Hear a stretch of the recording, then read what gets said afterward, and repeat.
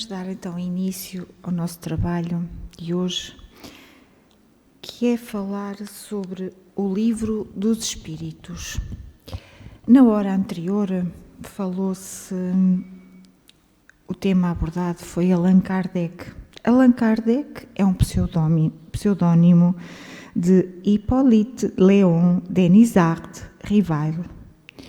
Este homem, um homem da ciência, é o nosso codificador. É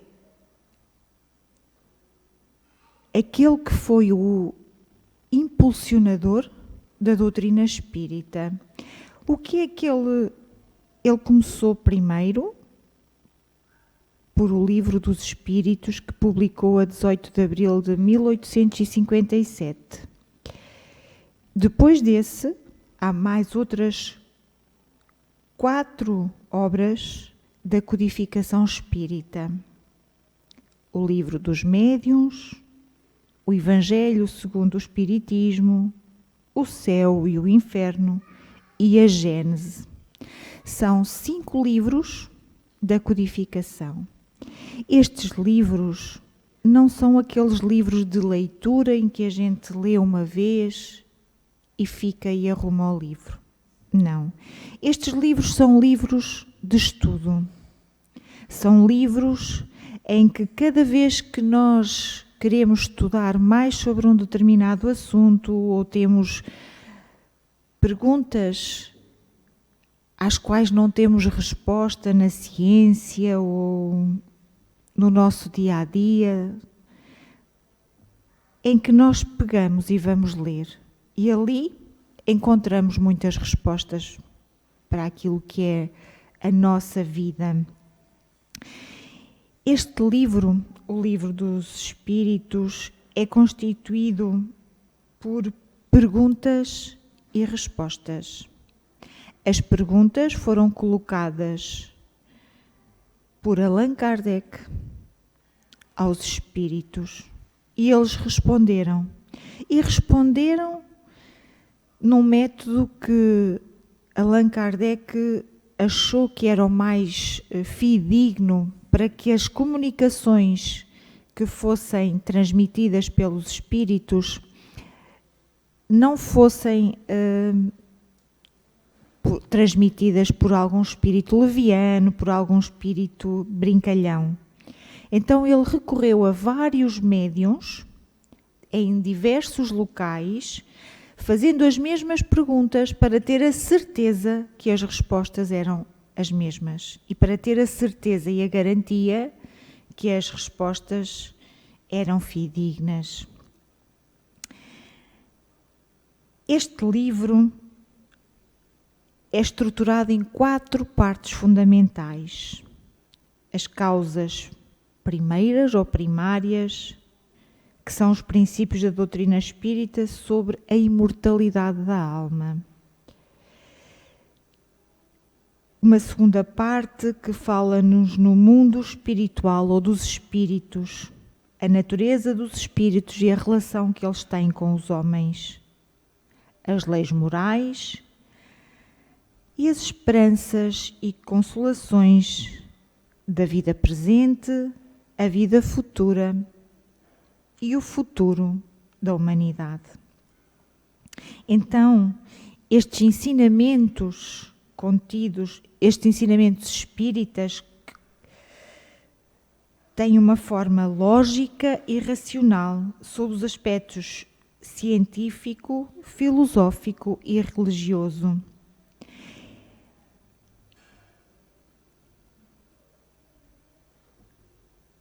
E nestes princípios, e fazendo aqui uma análise aos temas muito breve, porque, como já vos disse, o livro tem 1019 questões. Ora, todas elas, muitas têm uma resposta muito simples, muito direta, mas muitas delas são extensas e têm alíneas e têm várias notas e, portanto, como podem imaginar, é um livro de grande interesse para nós, para termos em nossa casa para consultarmos, para estudarmos quando acharmos melhor. Mas vou aqui ressaltar alguns aspectos e vou começar pelo capítulo número 1 e pela pergunta número 1. Porque neste capítulo diz-nos que Deus é eterno, que Deus é imutável, imaterial, único, todo-poderoso, soberanamente justo e bom. E a primeira pergunta deste livro é: que é Deus? E os espíritos respondem: Deus é a inteligência suprema, causa primária de todas as coisas. O que é Deus para nós? Deus é uma figura de um homem? Não. Deus é amor. Deus é energia. Deus está em todos nós. Deus é o nosso Pai Criador do Universo. E é importante perceber, para o nosso crescimento aqui na Terra, para a nossa evolução como ser que somos, que temos um corpo, mas é animado por um espírito. E que nós estamos aqui por uma razão, estamos numa família por outra razão, estamos num trabalho por outra razão e tudo é devidamente planeado para a nossa vida. E, portanto, nós vimos aqui para aprender, fundamentalmente para aprender, para resgatar algumas das nossas dívidas de vidas passadas. E é importante a leitura dos livros, não só do Livro dos Espíritos, mas de toda a codificação, porque ele é como que uma orientação para a nossa evolução como seres. Deus criou o universo, ele abrange todos os seres animados e inanimados, materiais e imateriais. Ora, os seres materiais constituem o mundo visível, ou corpóreo. E os seres imateriais compõem o mundo invisível ou espírita, isto é, dos espíritos. O mundo espírita é um mundo normal, primordial, eterno, pré-existente e sobrevivente a tudo. Nós temos este corpo, nesta vida, nesta passagem que temos aqui. Mas o nosso corpo, nasce, cresce e morre. E o nosso espírito é imortal. Nós temos agora, daí o mundo espírita ser normal.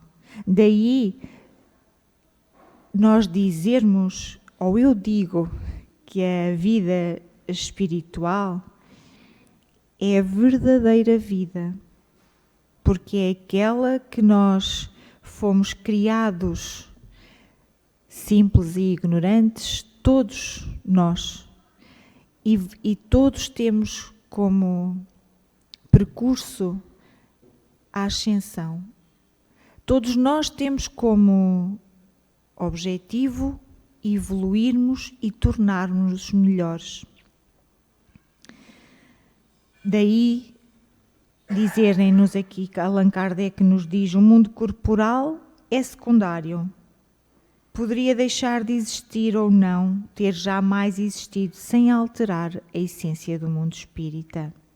Os espíritos revestem temporariamente um envoltório material, que é o nosso corpo perecível, cuja destruição pela morte lhes restitui a liberdade.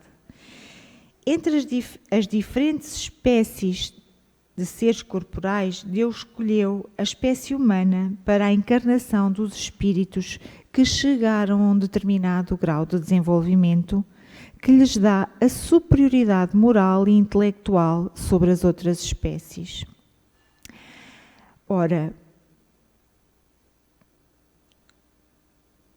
nós, se estamos nesta condição, neste planeta Terra,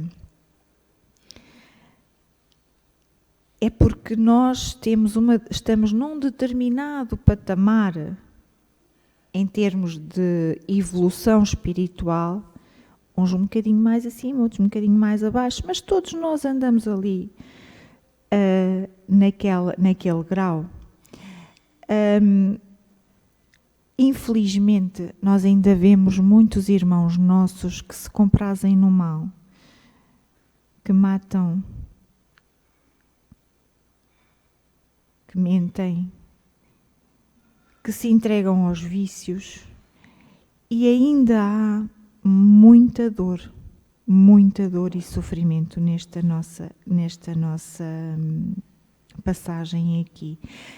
E Allan Kardec diz que nós, os seres humanos, temos uma superioridade moral e intelectual em relação às outras espécies.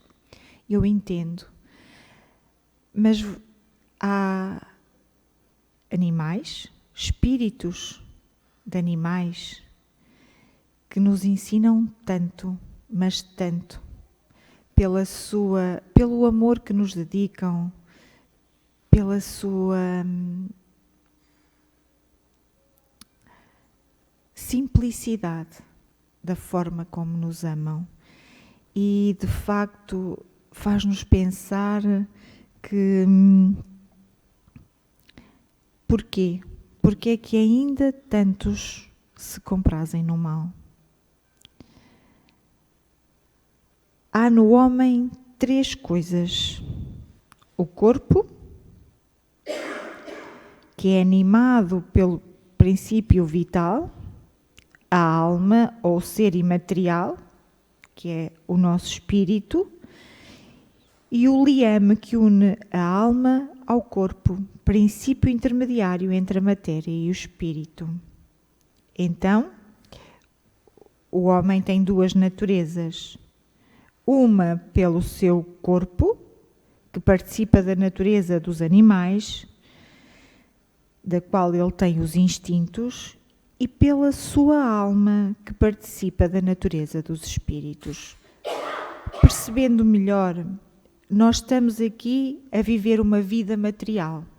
Nós não podemos viver uma vida somente espiritual. Tem que haver um equilíbrio. E o equilíbrio passa por nós sabermos e percebermos o que nós somos verdadeiramente. O que verdadeiramente tem importância na nossa vida. Se é a materialidade, se é os nossos objetivos materiais, ou se é a nossa conquista como ser. Aquilo que nós podemos fazer por nós mesmos, por aqueles que estão à nossa volta e precisam de nós. Isto é a composição do ser humano, corpo e espírito. E em consonância uma coisa com a outra, nós podemos viver em equilíbrio, sabendo e tomando consciência do que é mais importante, tomando consciência do que é certo e do que é errado.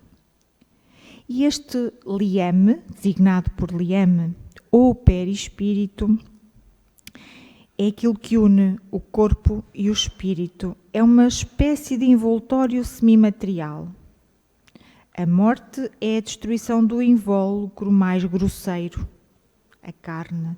Porém, o espírito conserva o segundo, que constitui para ele um corpo etéreo, invisível para nós, no estado normal, mas que pode se tornar acidentalmente visível e até palpável, como acontece no fenómeno das aparições. Portanto, o espírito não é um ser abstrato, indefinido, que só o pensamento pode conceber. Ele é um ser real. É definido que em certos casos torna-se apreciável pelo sentido da visão, da audição e do tato. Como eu já disse, os espíritos pertencem a diferentes classes E não são iguais nem em poder, nem em inteligência, nem em sabedoria, nem em moralidade. Há várias ordens. Os primeira ordem são os espíritos superiores, que se diferenciam dos outros pela sua perfeição. Primeira ordem são aqueles que atingem a perfeição.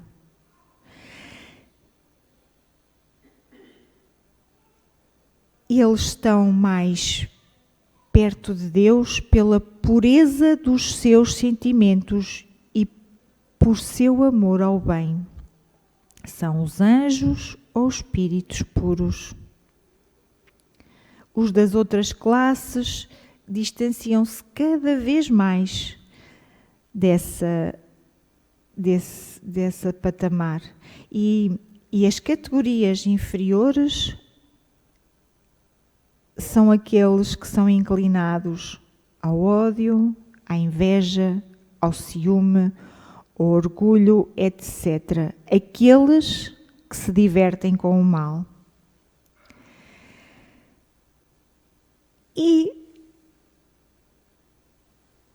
os espíritos não pertencem sempre, perpetuamente, à mesma classe. Como eu estava a dizer, nós somos criados simples e ignorantes e com o passar das nossas existências, das nossas experiências, quer na vida corpórea, quer na vida espiritual, nós vamos evoluindo sempre.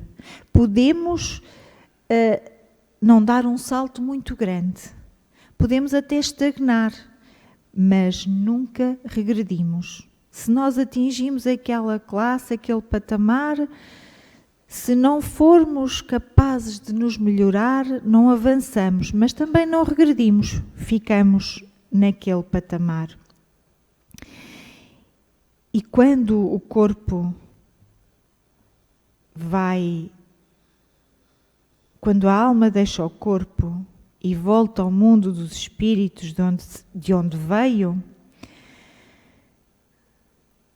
esse estado em que o espírito sai do corpo e está no mundo espiritual, chama-se um espírito errante. Está num patamar que saiu do corpo e aguarda nova reencarnação. Temos que passar por muitas encarnações, que resulta de todos nós termos tido várias existências e teremos ainda muitas outras, mais ou menos aperfeiçoadas, seja na Terra ou em outros mundos. Eu gostava de ser assim já um ser muito levezinho e estar assim num sítio onde não houvesse maldade, em que as pessoas fossem todas puras nos seus sentimentos, no seu amor. E às vezes eu sonho, como eu gostava de ser já um espíritozinho assim mais evoluído, mas ainda não, ainda estamos aqui agarrados à terra e à materialidade. E são estas nossas experiências corporais que nos fazem um dia chegar à perfeição. E todos vamos lá chegar. Quer aqueles que ainda estão num estado de muita dor, de muita necessidade, de muito sofrimento, como aqueles que já estão um bocadinho mais à frente. A seu tempo, todos lá chegaremos. As qualidades da alma são as do espírito, que está encarnado em nós. Assim, quando um homem é um homem de bem, significa que este homem é um homem que é um espírito bom. Diz-nos Allan Kardec, mas eu acho que nós que já estudamos a doutrina espírita conseguimos entender isto muito facilmente. Se eu tenho más atitudes, eu não sou uma boa pessoa. Não sou um bom espírito. O meu espírito é aquilo que se manifesta no meu corpo.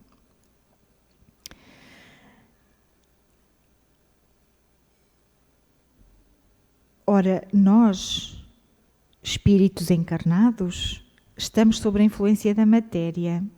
O homem que supera esta influência pela elevação e depuração da alma se aproxima dos bons espíritos com os quais estará um dia. Aquele que se deixa dominar pelas más paixões e põe todas as alegrias na satisfação dos desejos grosseiros, se aproxima mais dos espíritos impuros e da natureza animal. Então é fácil.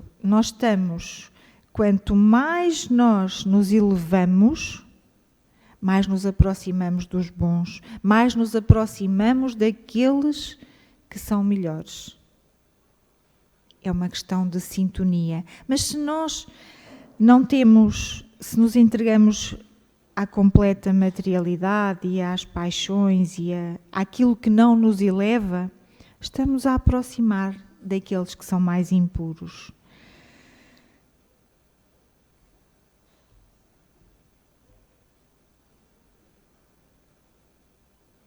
Neste livro, em que tem estas 1019 questões, tem estas 4 principais estruturas que nos fazem entender de uma forma simples, com uma linguagem simples, a entender os problemas do nosso cotidiano. Porque nós ainda não conseguimos entender muitas vezes que as dificuldades que nos são colocadas no caminho, que nos ajudam na nossa evolução. E ajudam como? Quando nós as entendemos. E quando nós as aceitamos e percebemos o porquê de estarmos a passar por elas. Os espíritos também nos ensinam que há faltas que são imperdoáveis e que não podem ser apagadas pela expiação. O homem encontra, então, estas várias encarnações para chegar ao objetivo final. E então, quem não tem o livro em casa, consulte na internet. Já há em PDFs em que nós podemos consultar as questões. Há inclusivamente comentários às questões para que nós possamos entender melhor, apesar de elas estarem numa linguagem muito, muito fácil de entender, muito óbvias, muito diretas. Mas não nos esquecemos, quando temos assim uma dúvida na nossa cabeça, algo que nos apoquenta, vamos ver o que é que dizem os espíritos sobre aquela determinada questão. O que é que os espíritos nos ensinam para nos ajudar a resolver os problemas que nos aparecem à frente. É fundamental que nós tenhamos consciência que a doutrina espírita nos ajuda muito no progresso do nosso espírito, da nossa evolução como espírito, porque nos ensina as leis morais, porque nos ensina o porquê da nossa existência, porque nos ensina que nada acaba após a morte e nós, tendo este conhecimento, tendo esta ferramenta, esta escola que nos ajuda a ter uma vida mais perto de Deus, que nos ajuda a evoluir para junto dele e que nunca nos esqueçamos que connosco nunca andamos sozinhos, temos um anjo da guarda e que esse anjo da guarda nos sussurra muitas vezes aos nossos ouvidos o que devemos fazer. E nós porque estamos muito envolvidos na materialidade, nem nos apercebemos que Ele nos fala. Por isso, quando pegamos nos livros da codificação espírita, ou quando pegamos em qualquer livro que nos faça evoluir como seres, pensemos que o nosso anjo da guarda está ali conosco e que nós devemos silenciar para conversar com ele. Muito obrigada a todos pela atenção. Um grande bem-aja.